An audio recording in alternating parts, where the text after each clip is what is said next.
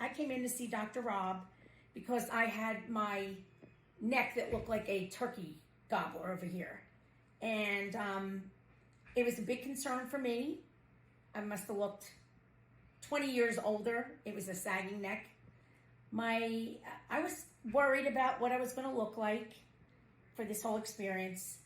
But I have to say, the experience here and with Dr. Robb was awesome.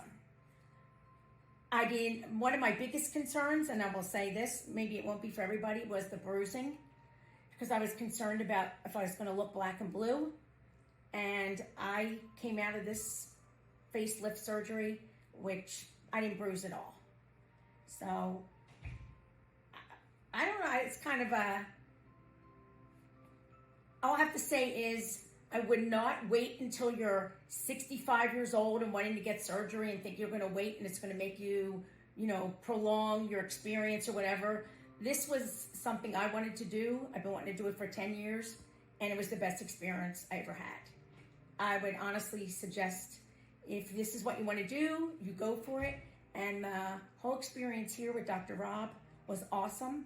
He even came to my house to take my bandages off, which I think goes beyond the fact that he's so nice, and the whole staff here.